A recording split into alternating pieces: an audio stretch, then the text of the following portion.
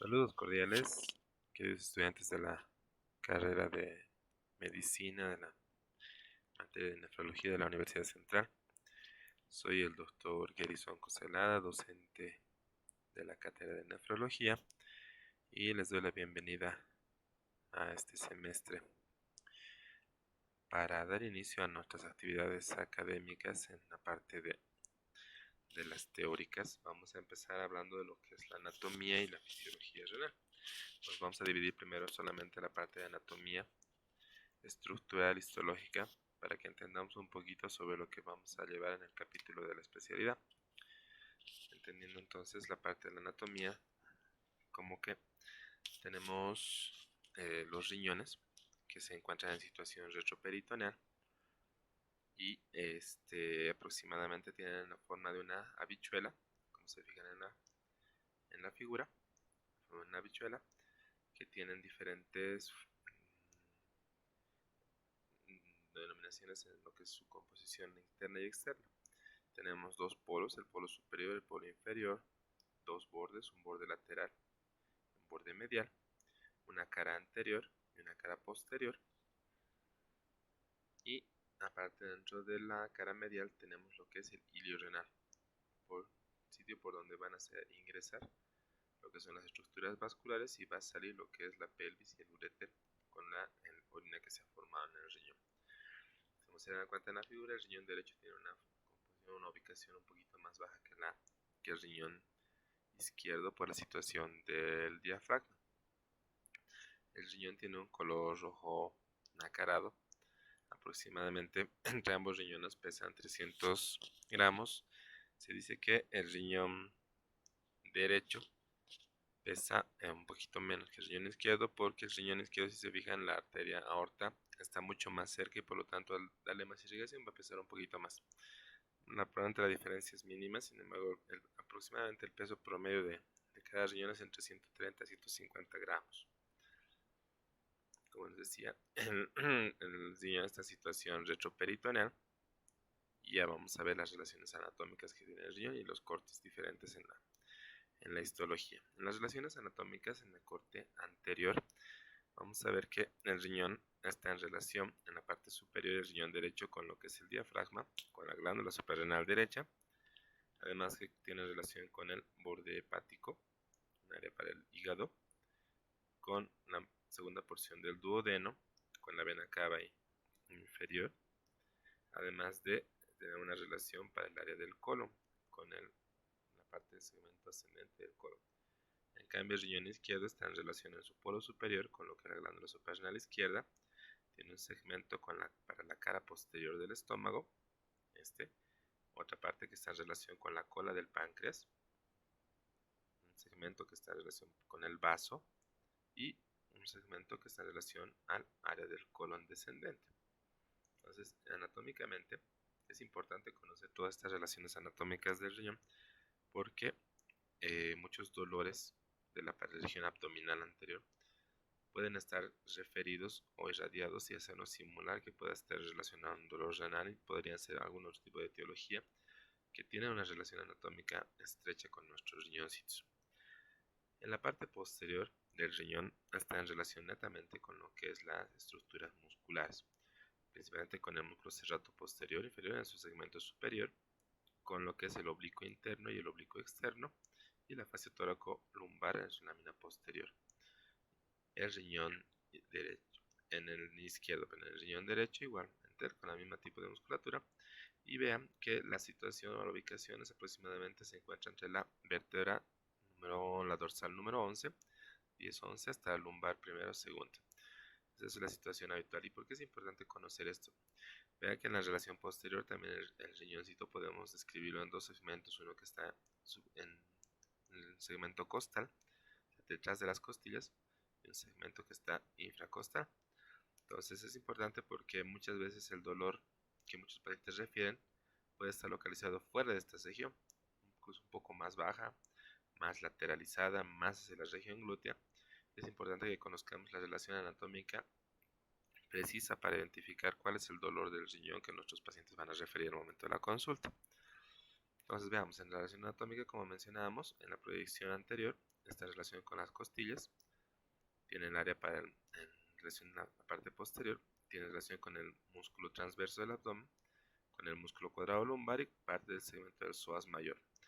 Y en el riñón derecho tiene relación con lo que es la duodécima costilla, el transverso del abdomen, el cuadrado lumbar y el psoas mayor. Son las principales relaciones musculares posteriores del riñoncito. Macroscópicamente, como les decía, el riñón tiene un polo superior, polo inferior, borde lateral, borde medial. Tiene la fascia o la cápsula renal. La fascia está por fuera, es una estructura de soporte que vamos a ver más adelante. Y en la cara media lo que está el hilio renal. Es importante conocer también la distribución de las estructuras que entran en el hilio renal. Primero está la vena, después está la arteria renal y por detrás está la pelvis renal. Esa es la estructura normal de la pelvis, es importante conocer porque para algunas patologías es importante saber cuáles, en qué ubicación están los segmentos vasculares a nivel del riñón. Este es un riñón en formación lobulado en un lactante que después va a ir adquiriendo la forma normal y cada lóbulo probablemente representa lo que es un lóbulo renal que vamos a ver más adelante. Cuando hacemos un corte en la descripción macroscópica del riñón vamos a encontrarnos con lo que es el seno renal. El seno renal es toda esta estructura donde se encuentra ubicado lo que es la pelvis renal y los cálices. Los cálices mayores, que tenemos aquí 3 cálices mayores que van a ser van a estar formados por la unión de los cálices menores. Cálices menores que van a ser el sitio por donde se va a drenar la orina de los túbulos colectores a través de las papilas renales hacia estos segmentos y van a ser como el sistema de distribución o de eliminación de la orina hacia la pelvis renal y hacia el uréter. Fuera del seno renal tenemos dos estructuras bien definidas en el riñón, uno que es la corteza renal y otra que es la médula renal. En la médula renal tenemos lo que son estas estructuras piramidales, color rojizo, con esta forma de pirámide que se denominan pirámides de Malpighi, que pertenecen a la médula renal. También tenemos aproximadamente entre 8 y 10 pirámides renales y la base está dirigida hacia la corteza y la punta está dirigida hacia el seno renal y congruente termina en lo que se denomina lo que es la papila renal, la papila que va a dirigirse hacia el cáliz menor. Si se fijan, la corteza renal tiene un segmento que son radiado, se denomina corteza renal y va a tener unas prolongaciones entre las pirámides nasales que se denominan columnas de Bertin. Estas columnas se irradian o se dividen a lo que son las pirámides nasales, las pirámides de Malpighi, las pirámides renales. Entonces tenemos lo que son entre las pirámides los rayos medulares y la base de la pirámide convencional. Entonces este es un corte, una descripción macroscópica de lo que tenemos en un segmento del riñoncito. Una parte importante del riñón, porque ya vamos a ver en fisiología, se entiende la vascularización renal, porque el riñón está muy ricamente vascularizado y un alto porcentaje, el 20% del gasto cardíaco va a atravesar a través del riñón y va a tener una muy rica vascularización. La arteria renal parte de lo que es la aorta abdominal y una vez que ingresa a través del ilio, la arteria renal se va a dividir en arteria renal anterior, segmentaria anterior y una segmentaria posterior. La segmentaria anterior y segmentaria posterior. Esta segmentaria luego va a tener segmentaria superior, segmentaria inferior. Estas arterias luego posteriormente se van a dividir en lo que son las arterias interlobulares, que van a estar entre cada lóbulo renal, que me había olvidado mencionarles que un lóbulo renal es la unión de una pirámide nasal rodeada por las columnas de Bertin y la papila. Todo esto constituye lo que es un lóbulo renal, que en la infancia es lo que es esta formación. Los lóbulos renales que estaban más diferenciados y que en el adulto ya pierden esa diferenciación, y eso es el lóbulo renal. Entonces, luego están las arterias interlobulares. Posteriormente estas se dividen o se continúan con lo que son las arterias arqueadas o arcuatas, que bordean a las pirámides de Malpighi. Y finalmente, estas arterias arqueadas van a continuar con las arterias interlobulillares o radiadas corticales. De estas arterias radiales corticales van a surgir posteriormente lo que son las arteriola aferente la arteriola aferente va a formar el penacho glomerular, que es un conglomerado de una rama vascular arterial, y luego posiblemente va a salir lo que es la arteriola eferente. La arteriola eferente en su salida posteriormente va a dar lo que son los vasos rectos. Los vasos rectos van a bajar en forma radiada hacia lo que es la médula renal y van a ser como un arco, como una red. Si se fijan en este corte, hacen como una red que acompañan a los túbulos colectores hacia la pelvis renal, y es muy importante en el intercambio de líquidos y de soluto de electrolitos en el momento de la formación de la orina y de la homeostasis hidroelectrolítica. Entonces estos vasos rectos, una vez que se forman, hacen un arco y posteriormente van a formar lo que es el sistema venoso y van a retornar. En la misma disposición en la que han iniciado van a terminar, es decir, que van a tener las radiadas, posteriormente las interlobulares, la vena arqueada, la vena interlobular y va terminalmente en la vena renal, que va a concluir en la vena cava inferior. Otro segmento importante del riñón son los vasos linfáticos. Los linfáticos renales pueden ser anteriores, medios y posteriores. Además existen ganglios del pedículo renal y ganglios latero-aórticos que se encuentran alrededor de los riñoncitos. La inervación del riñón está dado por el plexo celíaco, que tiene ramas adrenérgicas y ramas colinérgicas. Estas ramas colinérgicas van a ser además mielínicas y amielínicas. ¿Cuáles son los segmentos que están mucho más inervados? Las paredes vasculares, el aparato yuxtaglomerular y el sistema tubular. Además existe una inervación simpática que está dada por las ramas 10, 11, 12 y la primera además de los nervios torácico-esplánicos y esplánico-lumbar. Tienen ramas aferentes que se encuentran en sentido opuesto y la inervación parasimpática que está dada por el vago y los nervios esplánicos pélvicos.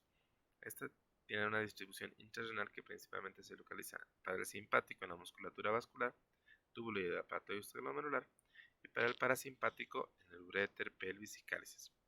Tienen una rama aferente a nivel de los vasos y la pelvis. Entonces hay una inervación aparte simpática y parasimpática en el riñoncito. Hablábamos hace rato de lo que es la fascia renal. La fascia renal está compuesto por dos ramas, la fascia anterior y la fascia posterior. La fascia renal es la que le va a dar el soporte al riñón, es decir, la que va a mantener en su posición y en su ubicación al riñoncito para que no se mueva. Aparte de la fascia está lo que es la pared posterior del peritoneo y lo que es los vasos. Estos, la flexura del sistema vascular, arteria y venas renales, aparte de la fascia renal, le van a dar, y la grasa perirenal que está por fuera, si se fijan aquí, una grasa perirenal, la fascia renal que está alrededor del riñón, dándole el soporte para mantener la ubicación, la estructura de nuestro riñoncito. En este corte vemos lo que es la fascia renal en su cara anterior y la fascia renal en su cara posterior. Entonces le dan el soporte al riñón y eso es lo que nos va a mantener el riñón en su ubicación anatómica. Histológicamente tenemos que mencionar que la unidad morfofuncional del riñón es la nefrona. Existen aproximadamente entre 1.5 a 2 millones de nefronas en el cuerpo y esta es una célula que no se regenera como en otras células del organismo. El 100% de las nefronas se ubican a nivel de la corteza, principalmente en lo que son los lobulillos renales. Todas las nefronas están en la corteza y el sistema tubular está en lo que es la médula. ¿Sí?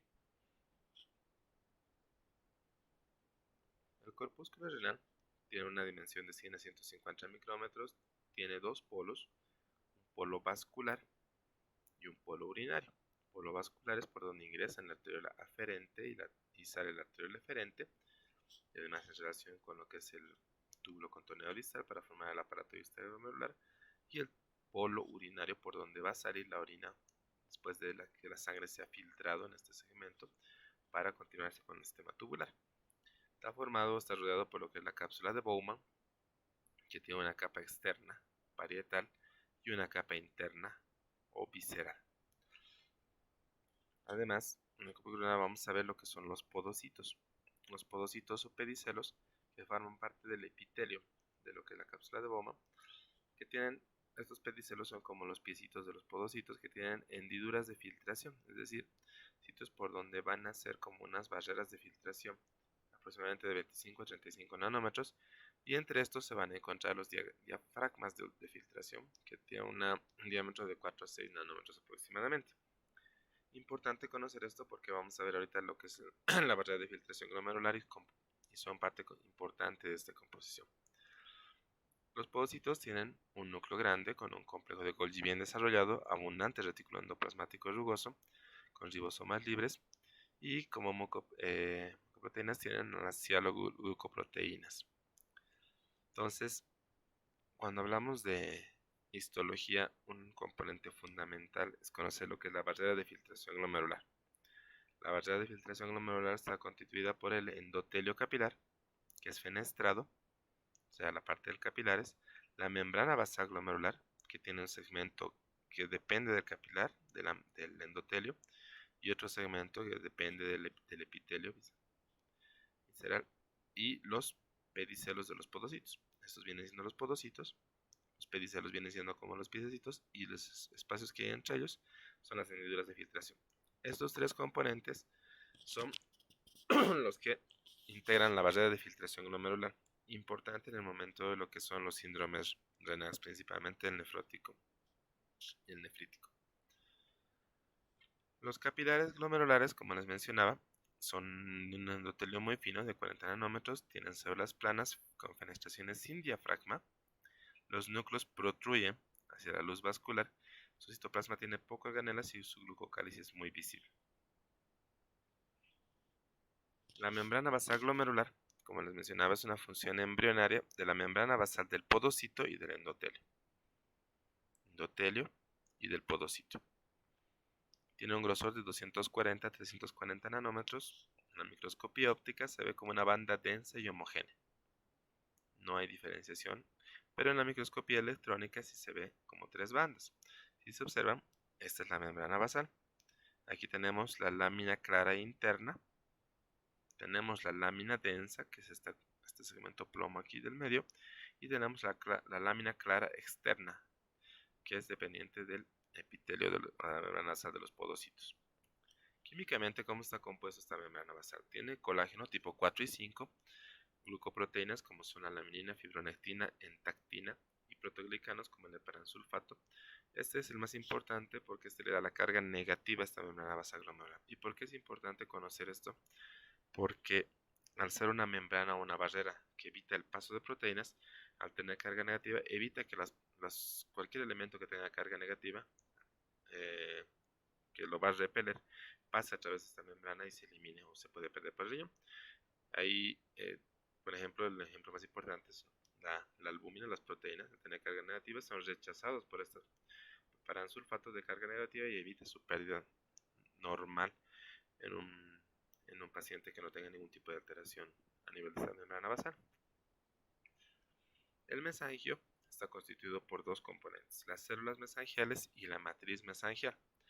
Las células mesangiales tienen contornos irregulares, estas son las células mesangiales, que corresponden al 25% de la celularidad del riñón, tienen forma de pseudópodos donde tienen dos componentes que son la actina y la miosina que le dan una estructura de contráctil, es decir, que pueden dar contractilidad. Tienen uniones comunicantes entre ellas, se pueden comunicar, y tenemos además a la matriz mesangial que está alrededor de las células mesangiales, le da un sostén al sistema vascular. Además permite una regulación del flujo sanguíneo porque tiene receptores para la angiotensina 2 y un aparato contráctil, principalmente relacionado con la actina y la miosina, y tiene aparte una función de limpieza animal, como por la capacidad fagocítica y pinocítica de los elementos de desecho que puedan entrar en el intersticio renal. Entonces, una vez que ubicamos lo que es el corpúsculo, el glomérulo, lo que tenemos que definir bien es el segmento tubular. Y el segmento tubular se divide en cuatro componentes: el túbulo contorneado proximal, el asa de Henle, el túbulo contorneado distal y el túbulo colector. Para iniciar vamos a hablar del túbulo contorneado proximal, que es un segmento más largo de la nefrona, tiene una porción contorneada, vamos a ver aquí, tiene una porción contorneada, tiene un rizo y una porción recta. Tiene aproximadamente 14 milímetros de largo y 60 micrómetros de calibre.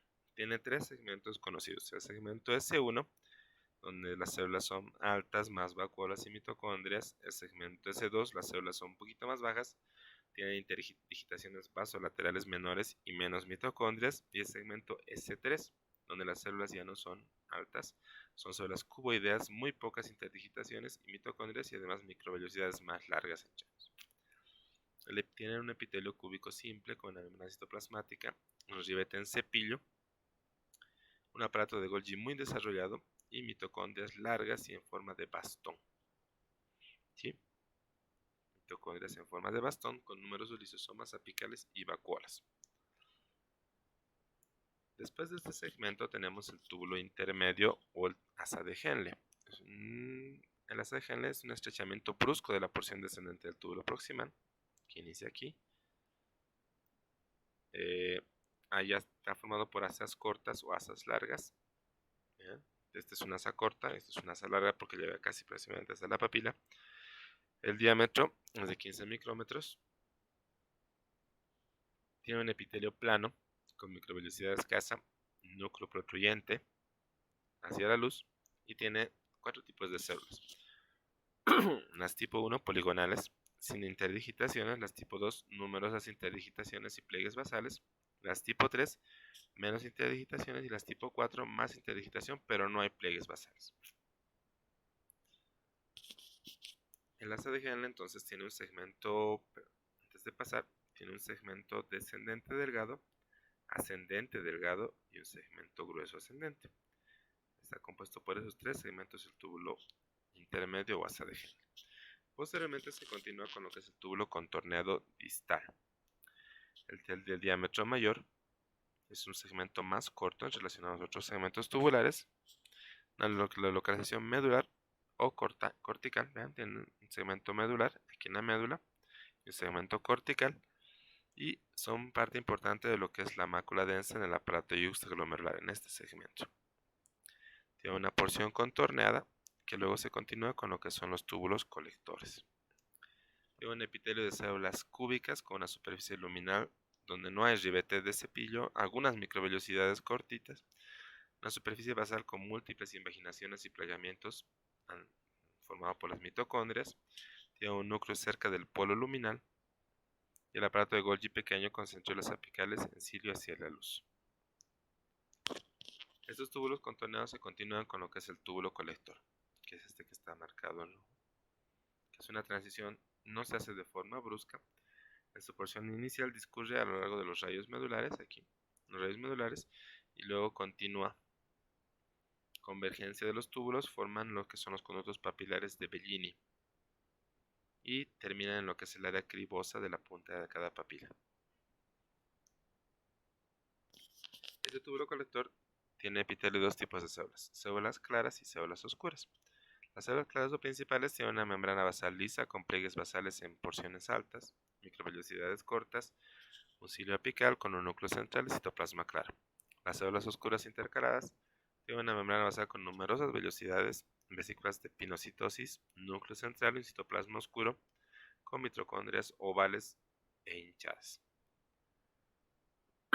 Finalmente, el intersticio renal es el espacio que está entre los túbulos renales y los linfáticos. Está formado por un tejido conectivo laxo donde hay células y matrices extracelulares. Además, es escaso en la corteza y abundante en la médula. Hay una matriz extracelular que está formada por un gel hidratado con proteoglicanos y proteínas, fibras de colágeno e inclusiones lipídicas. Y está formada por células, con numerosas mitocondrias, escaso reticulado plasmático rugoso y algunas inclusiones lipídicas. Entonces el intersticio está entre los túbulos renales y los linfáticos. Finalmente, un segmento en histología importante en el riñón porque es el lugar donde se va a producir la renina, que es importante en la regulación de lo que es la presión arterial y la homeostasis de líquidos en el cuerpo, es el aparato yuxtaglomerular. Está formado por células mioepiteloides de las células de la capa media de la arteriola aferente. Aquí. Además, el lugar donde se va a producir la renina, gránulos, que están formados por tipo 1, tipo 2, tipo 3, tipo 1 con pocas inclusiones, tipo 2 numerosas inclusiones y tipo 3 donde se va a producir la renina. Además está compuesto por la mácula densa, que es un segmento diferenciado del del túbulo distal, el túbulo contorneado distal, y las células del lacis o mesangio extraglomerular. Entonces, los tres componentes fundamentales del aparato extraglomerular son las células mioepiteliales de la arteriola aferente, de alguna parte de la arteriola eferente, la macula densa, que es parte del túbulo distal, y las células del lacis del mesangio extraglomerular. Entonces, en este segmento, en las células tipo 3 se produce la renina, que como mencionado es importante en el sistema renina-angiotensina-aldosterona. Gracias.